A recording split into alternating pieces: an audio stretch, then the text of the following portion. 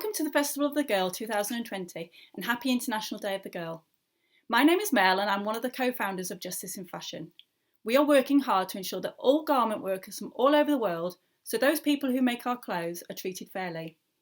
You may be asking a question, which would be a very good question: why am I sitting in front of my wardrobe?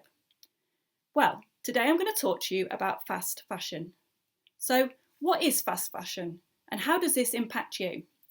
There'll also be tips at the end from Amira Benning-Prince, who is 13, on how to upcycle your old jeans. Wait till you see hers, they're absolutely amazing.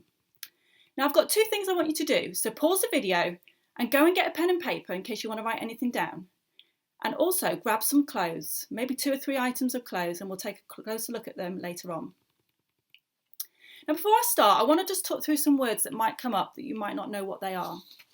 The first one is apparel, and this means clothes. The next word is RMG industry, and this stands for ready-made garment industry. The next word is brands. Now this is a type of product made by a particular company under a particular name. The next word is trade unions, so a group of employees who join together to maintain and improve their conditions of employment. Sustainable fashion. This means being considerate of our planet and the people in it across a wide range of topics, including ethical working conditions, environmental impact, and animal welfare. The last word is upcycling, and this basically means restoring old things and making them new. So there are just a few words that might come up, and now you know what they might mean. So when you think about fashion, what do you think of? Fashion shows, catwalks, maybe your favourite shop? One of my favourite shops growing up was Topshop. I absolutely love Topshop, and I'd love going and saving my money up and going shopping, and the joy of just wearing something new, I just loved it. So have a think for a minute, what's your favourite shop? And why do you like the clothes from there?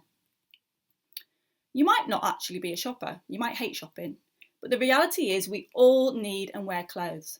So it's important to think carefully about where you buy your clothes from and how often. So here are some facts for you about fashion.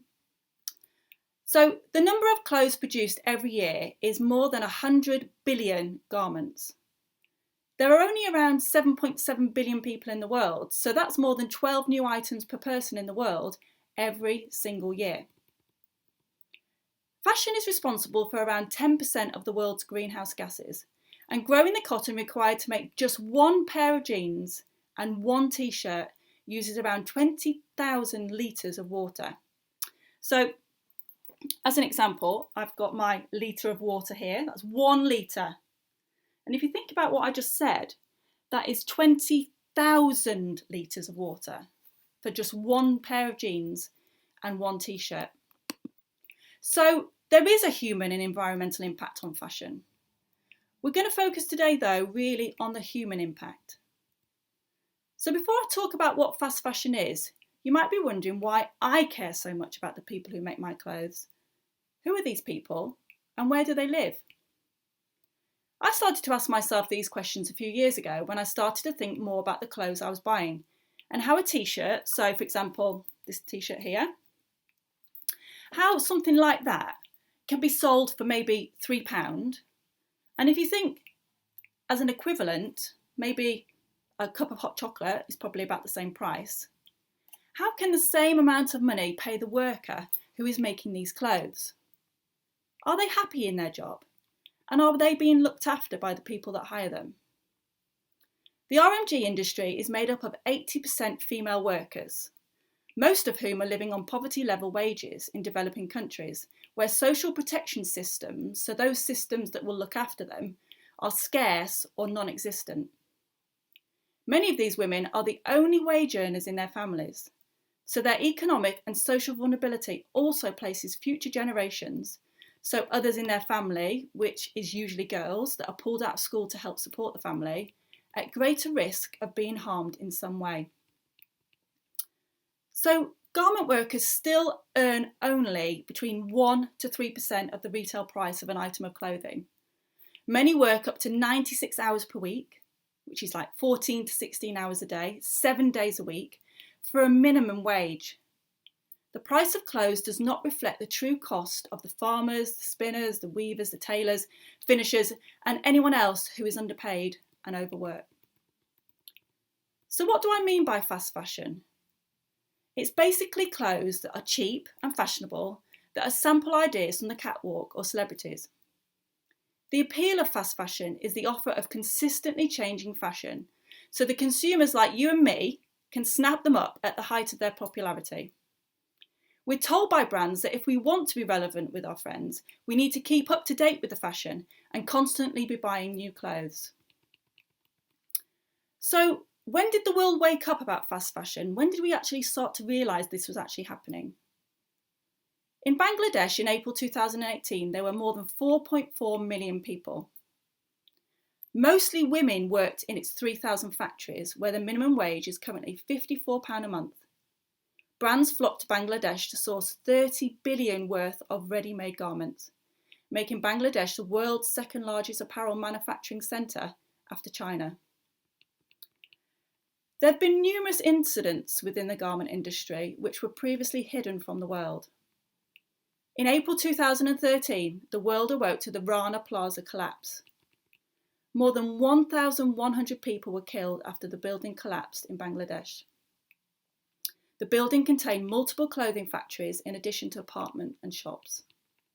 So the part where people were living had already been evacuated. But on April the 23rd, 2013, factory workers were told to go back to work. More than 2,500 people were injured in the collapse. Can you imagine having to go to work knowing really that the building you're working in isn't safe? So following the Rana Plaza collapse, things did improve because of a legally binding agreement between brands and trade unions designed to work towards a safe and healthy Bangladesh ready-made garment industry. Bangladesh is just one country which makes our clothes. So, like I said at the beginning, I got you to go and get a piece of clothing. Just pause the video and just take a few minutes and have a look at the label and have a look to see what country your clothes have been made in. So let's go back to my story at the beginning and the joy I felt when going shopping and buying new clothes. Clothes can make us feel confident and happy, and this is something that we still really want to encourage. But all we need to do is slow fashion down. So now I think really carefully before buying something new. I ask my questions to myself like, will I be able to love this piece of clothing for a long time? I also go to charity shops and buy second-hand clothes, which is a way of buying more sustainable fashion. You could even have a clothes swap party with your friends. Obviously, with restrictions at the moment, it might not be that easy, but that's something to think about for the future. Recently, I even upcycled my Converse trainers, and I will show you. I haven't got the picture before, but if you can see, I bleached them and then I splattered them with paint, and they almost look like new. So that is another thing that you can perhaps do. There are lots of ways we can live in a more ethical and sustainable way, which can have an impact on humans and the environment. So I thought it'd be really good if we could finish by sharing Amira Benning-Prince's journey of upcycling 2 pairs of jeans into 1 pair. She's kindly done a step-by-step instructions on how to do it, so at least you can play it back and maybe write down the instructions to make sure that you've got all the steps. So, over to you, Amira. Step 1. Firstly, we go to a charity shop to buy the recycled jeans that are needed. A charity shop is the preference as it will be a sustainable way of sourcing the materials required. Step 2. Choose the chosen jeans in a size up, as when cutting and sewing them, they will become smaller. Step 3. Then, cut 2 pairs of jeans in roughly exactly the same places, so that they will fit together well.